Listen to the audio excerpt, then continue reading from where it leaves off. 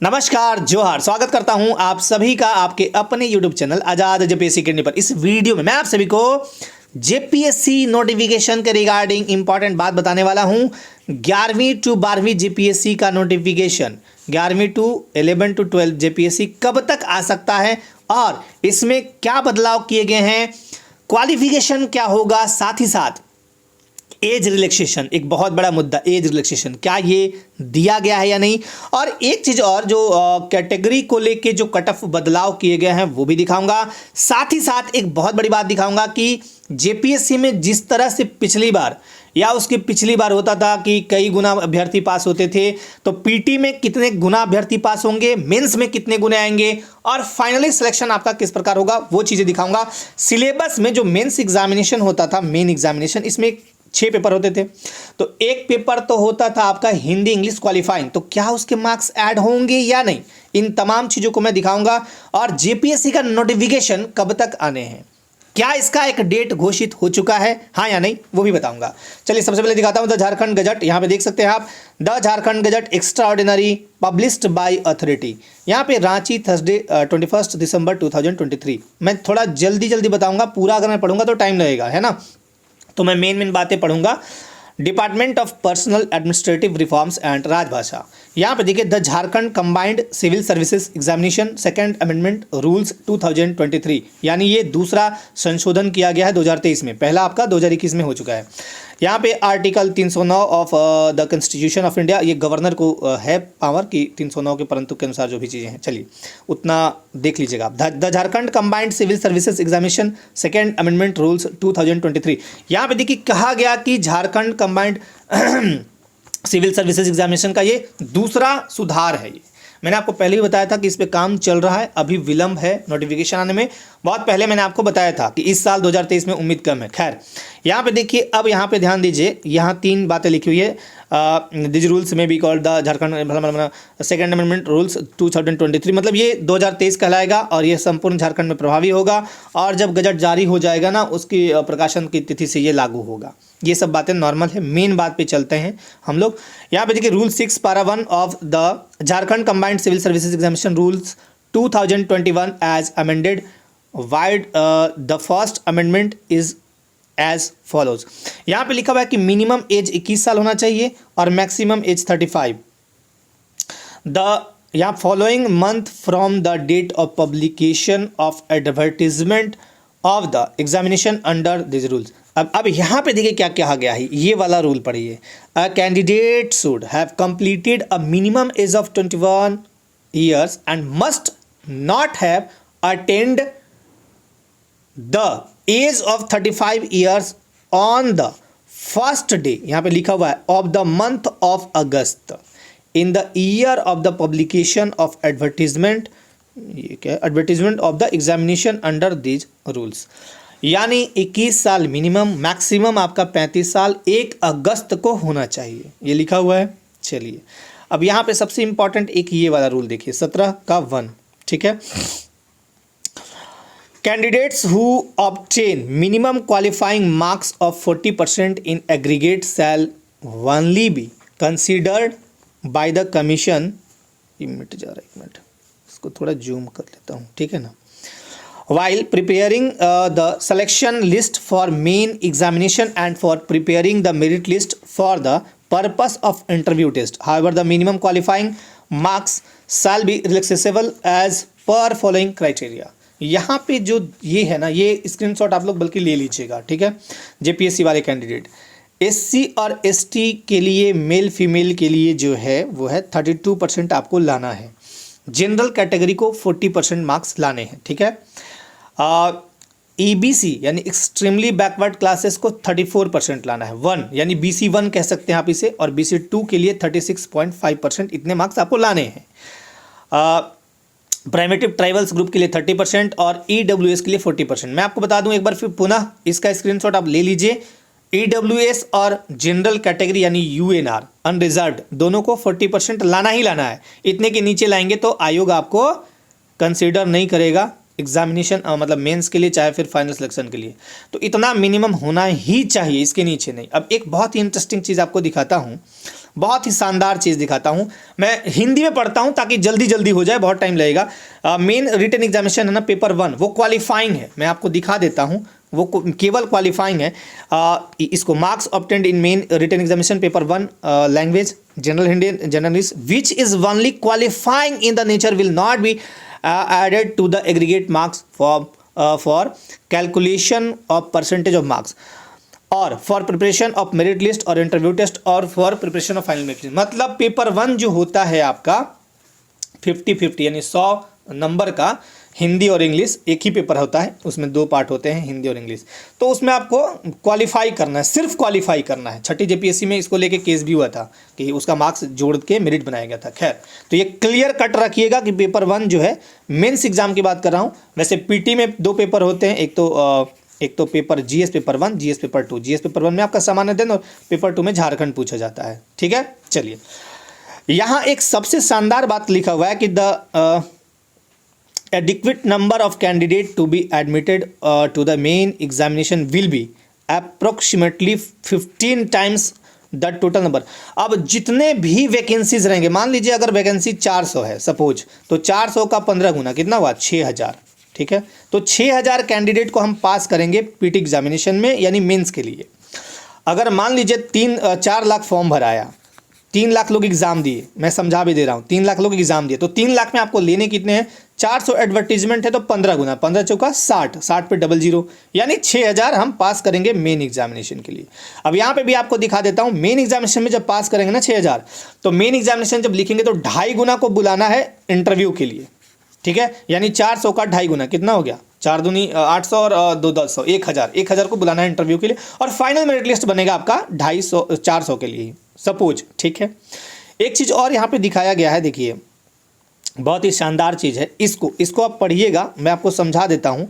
इसमें ये लिखा हुआ है कि जो कैटेगरी से हैं, अगर पर्याप्त नंबर में कैंडिडेट नहीं मिलते हैं कैटेगरी से, मान लीजिए 400 में 100 सीट में रखता हूँ मान लीजिए एसटी के लिए। अब एसटी में मान लीजिए कट ऑफ जो निर्धारित आयोग ने किया है उसमें 30 ही आ रहे हैं, तो 70 तो सीट खाली है। तो इन्होंने कहा कि हम अपना कट ऑफ को डाउन करते जाएंगे, लेकिन कितना डाउन करेंगे, तब तक डाउन करेंगे, यहाँ पे देख लीजिए, यहाँ पे the commission shall reduce the cut off marks for them till मतलब तब तक adequate number of candidate belonging to this category are declared qualified. तो ये हम ले आएंगे उनको, लेकिन यहाँ पे लिखा हुआ है main examination but the reduce cut off marks shall not be less than, मतलब हम कम नहीं करेंगे कट ऑफ, कितना से the minimum marks mentioned in rule 1। तो रूल 1 में यहाँ पे देखिए रूल 1 ये है, 17 का रूल 1 ये है ना, और यहाँ पे जो ये वाला चीज़ दिया हुआ है ना, यहाँ पे 32% 34%, हम इससे डाउन नहीं जाएंगे, हमको इससे डाउन कैंडिडेट नहीं चाहिए। लेकिन अगर कट ऑफ मान लिया जाए, हम मान लीजिए एक एग्जांपल लेते हैं कि SC ST का हम रख देते हैं 40% 42% सपोज, या हम 37% लेते हैं, माफ़ कीजिएगा 37 ही रखते हैं। ठीक है, इसका कट ऑफ गया 37%, 37% में हमको कैंडिडेट मिले ही नहीं उतने जितने सीट हैं, तो हम इसको रिड्यूस करेंगे, 36 करेंगे, 35 करेंगे, 34 करेंगे, 33 32 तक ही लेंगे, 32 से नीचे हम नहीं जा सकते हैं। ये हर कैटेगरी पे अप्लाई होता है, राइट। तो ये समझ लीजिए, ये 2 बहुत बड़ी बात थी। और जो ये है कि कैटेगरी में है, यहाँ पे लिखा हुआ भी है कि general provisions related to PT and main examination and preparation of final merit list candidate who obtain minimum qualifying 40% लाना है aggregate shall be considered by the commission while preparing the selection list of main examination and preparing the merit list for the purpose of interview test. However, the minimum qualifying marks shall be relaxable as per following criteria. तो देखिए यहाँ पे जो दिखा हुआ है, मैं थोड़ा फास्ट पढ़ रहा हूँ इसलिए थोड़ा गड़बड़ हो जा रहा है ना, तो थोड़ा मैं जल्दी जल्दी पढ़ रहा हूँ। SC ST के लिए ये रखा हुआ 32%, BC 1 के लिए रखा गया है 34, BC 2 के लिए 36.5, ये प्राइमेटिव ट्राइबल ग्रुप है 30% और ये AWS 40%। तो ये रखा गया है कि भैया हम PT मेंस जो भी है यहाँ रखेंगे। एक चीज़ और आपको बताता हूँ कि अगर कोई कैंडिडेट, हाँ यहाँ पे देखिए ये साफ साफ यहाँ पे लिखो marks obtained in main examination paper 1 language general Hindi English, तो ये क्वालिफाइंग है ना, will not be added aggregate, कहीं ये जुड़ेगा नहीं। ठीक है, मैं आपको एक बार क्लियर कर दूंगा थोड़ी देर में कि कौन कौन से पेपर पूछे जाते हैं। और एक और दिया है कि अगर आप रिजर्व कैटेगरी में मान लीजिए SC हैं, ST हैं, SC ST या BC 1 2 हैं, है ना, BC 1 एंड 2 और EWS हैं, तो ठीक है ना। तो आप अपनी कैटेगरी में अगर आप एज का रिलैक्सेशन नहीं लिए या किसी तरह का लाभ नहीं लिए कैटेगरी से, और फाइनली आपका सिलेक्शन जनरल के मार्क्स के बराबर होता है, तो आप जनरल बन जाएंगे, मतलब आप अपनी कैटेगरीज पे नहीं आएंगे। ये भी चीज़ें यहाँ लिखी हुई हैं, पढ़ लीजिएगा आराम से। और यहाँ पे देखिए PT एग्जामिनेशन है, हम 15 गुना लेंगे, है ना, 15 गुना लेंगे एडवर्टीजमेंट का, और बाकी हम मेन एग्जामिनेशन लेंगे। मेन एग्जामिनेशन जब कराएंगे तो उसमें 15 गुना को बुला के फिर 2.5 गुना कर लेंगे इंटरव्यू के लिए। अब यही सब चीज़ें यहाँ पे लिखी हुई हैं, मैं शॉर्टली बता दिया। यहाँ पे देखिए ये दिखा दे रहा हूँ एक बार कि कैसे बुलाएंगे। 2.5 टाइम्स ये है times the number of advertised vacancy of the respective category. मतलब हम जो कैटेगरी हैं या जो भी लोग हैं, हम 2.5 गुना बुलाएंगे। पहले तो 15 गुना हम लेंगे, फिर हम मेंस कराएंगे तो 2.5 गुना रखेंगे, 2.5 गुना का इंटरव्यू कराएंगे और बाकी सिलेक्शन। अब एक बार मैं आपको बता देता हूँ कैसे कैसे इसका प्रोसेस होता है सिलेक्शन का। पहले होगा PT, नेगेटिव मार्क नहीं होता है इसमें, ठीक। इसमें 2 पेपर होते हैं, GS पेपर 1, GS पेपर 2, दोनों आपके एक पेपर, तो GS होता है, एक झारखंड होता है, ठीक। यहाँ एग्जामिनेशन होगा, इसके बाद 15 गुना बुलाएंगे मेंस एग्जामिनेशन के लिए। अब मेंस में क्या होता है, मेंस में 6 पेपर होते हैं, 6 पेपर में 4 तो GS होते हैं, 4 GS होते हैं, 2 लैंग्वेज होते हैं। लैंग्वेज में एक तो हो गया लैंग्वेज आपका पेपर 1 जो हिंदी इंग्लिश क्वालिफाइंग मार्क्स है, उसमें क्वालिफाई करना है, और दूसरा जो 15 भाषाएं हैं, हिंदी इंग्लिश संस्कृत के अतिरिक्त जो 12 जनजातीय क्षेत्रीय भाषाएं, उन 15 में से कोई भी एक आप ले सकते हैं, ठीक है। जैसे कि हिंदी इंग्लिश संस्कृत नागपुरी खोरठा पंचपरगनिया जो भी है, कुरमाली हो तो वो। और GS के पेपर हिस्ट्री सिविक्स होते हैं, सिविक्स अलग होता है, इकोनॉमी होता है, हिस्ट्री जियोग्राफी, और फिर एक साइंस एंड टेक। तो ये 4 इधर और एक 5, ये 5 पे मेरिट बनता है, ठीक है। और फिर लास्ट में 2.5 गुना बुला के फिर इंटरव्यू 100 नंबर का इंटरव्यू होगा, फिर फाइनल सिलेक्शन हो जाएगा। अब बात करते हैं मेन मुद्दे पे। ये सब तो ये लिखा हुआ है, गजट आ गया, तो मैंने आपको बता दिया कि गजट आ गया, जो रूल्स रेगुलेशन थे वो दिखा दिया। अब आते हैं सबसे पहले एडवर्टीजमेंट पे कि विज्ञापन कब तक आएगा। देखिए सीधी सी बात, विज्ञापन एकदम आप लोग जितना हड़बड़ाएं उतना हड़बड़ी में नहीं आएगा, थोड़ा टाइम लगेगा। अभी भी विज्ञापन आ जाएगा, थोड़ा टाइम लगेगा इसमें। और इसका एग्ज़ाम जो है लोकसभा चुनाव के पहले, मैं क्लियर कट बता रहा हूँ, गुस्साइएगा मत मेरे पे, लोकसभा चुनाव के पहले मात्र 10% ही उम्मीद रखिएगा कि होगा भी। हाँ, इसका एडवर्टीजमेंट आना है, पर इसके लिए हरी झंडी भी हुआ है, पर एक बार फाइनली ये जब तक नहीं होता है ओके, तब तक ये एडवर्टीजमेंट थोड़ा सा विलम्ब हो सकता है। बट 2024 में आपको, मतलब इलेक्शन से पहले, मैं आपको बता भी दे रहा हूँ कि 2 महीने के अंदर आपको वैकेंसी देखने को मिल जाएगा, ठीक है। दूसरी बात, सीट को लेके आप सब बहुत सारे कॉल मैसेज कर रहे थे। सीट को लेके अभी तक मेरे पास ऑथेंटिक जानकारी नहीं है, लेकिन मैं आपको गणना करके बता दे रहा हूँ कि सीट 400 से 500 के बीच ही रहेगा, बहुत ज़्यादा नहीं रहेगा, लगभग 400 से 500 के बीच ही रहेगा, बहुत ज़्यादा नहीं रहेगा। नाम सिर्फ रहेगा कि हम 11th और 12th JPSC ले रहे हैं। हाँ, एक JPSC मुझे याद है 2016 में 326 पद था। जब एक JPSC में 326 पद हो सकता है, तो 2 में अगर गुना भी करेंगे तो सोच लीजिए 600 650 तो पार हो गया। तो बस नाम का रहेगा कि 11वीं 12वीं है, लेकिन सीट थोड़े हो सकते हैं 400-500 के आसपास ही। ये मैं कंफर्म जानकारी नहीं है मेरे पास सीट का, इसलिए बता दे रहा हूँ, ठीक है। दूसरी बात, विज्ञापन हो गया। एग्जामिनेशन क्या मार्च में होगा? कभी नहीं। मार्च में तो एग्जामिनेशन भूल जाइए आप, इतना आसान नहीं है। 24 जिले में सेंटर बनते हैं, और पिछला JPSC में जिस प्रकार खुलेआम धांधली हुआ था, और रोल नंबर जैसे स्कूल में पास होते हैं ना, 1 2 जी सर पास हैं सर, सारे पास हो गए थे। मुझे जहाँ तक याद है 39 to 42 या 43 कैंडिडेट लगातार पास हो गए थे। उसको लेके हंगामा हुआ था, विरोध हुआ था बहुत शानदार, तो जाके फिर वो दूसरा रिजल्ट बना था। तो इतना जल्दी आपका ये एग्जामिनेशन नहीं होगा। नोटिफिकेशन 1 to 2 मंथ मुझे लगता है कि आ जाएगा, ठीक है ना।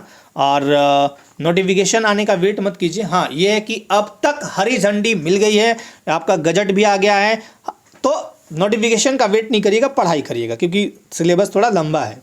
अब बात करता हूँ एज रिलैक्सेशन का। जो लोग पूछ रहे थे कि सर एज में रिलैक्सेशन, बिल्कुल मिलेगा, 100% मिलेगा आपको। 4 से 4.5 साल तक, 4.5 साल तक आपको उम्र में छूट मिलेगा, ठीक है। उम्मीद है कि आपका अगस्त रखेगा 1/8/2019 ही रहेगा, ये रहेगा कट ऑफ डेट, नोट कर लीजिए। मैं क्या बोला कि मैक्सिमम संभावना इसी का है कि 1 अगस्त 2019 को अधिकतम उम्र 35 होना चाहिए फॉर जनरल ईडब्ल्यूएस। बाकी कैटेगरी वाले अपना अपना जोड़ते जाइएगा, जैसे कि BC 1 to 37 हो गया, फिर 38 महिलाओं का हो गया और फिर 40 SC ST का हो गया। ठीक इस तरह से 1/8/2019। तो ये रहेगा। नोटिफिकेशन का बता दिया कि नोटिफिकेशन इतना हड़बड़ी में नहीं आएगा, थोड़ा टाइम लगेगा अभी। और दूसरी बात कि एग्जामिनेशन मार्च में कभी भी नहीं होगा, मार्च के बाद में, यानी आप उम्मीद कर सकते हैं कि लोकसभा इलेक्शन के बाद होगा। ठीक है, तो JPSC को लेके एक मेरे तरफ से भी आपको हरी झंडी दे दी गई कि आप पढ़ाई करिए, तैयारी करिए। नोटिफिकेशन आने हैं, अब तक की प्राप्त जानकारी के अनुसार आने हैं, निश्चित तौर पे आने हैं। 1 to 2 मंथ के अंदर आपको देखने को मिल जाएगा। और उसके बाद आप अपना जो भी है प्रिपरेशन में लगे रहिए, बिल्कुल लगे रहिएगा। पहले PT मेंस, तो PT मेंस का एकदम जम के धुन के तैयारी करिए। जिनका PT अच्छा है थोड़ा सा रिवीजन करिए और मेंस में ज़रूर लगिए, क्योंकि मेंस में लिखना होता है ना। चलिए, इस वीडियो में बस इतना ही। आप सब अपने लाइफ में बिल्कुल सुरक्षित रहिए, मस्त रहिए, व्यस्त रहिए। और कोई अगर आपके डाउट हो तो आपके कमेंट शायद मत देते हैं। आज के लिए बहुत बहुत धन्यवाद। जय हिंद।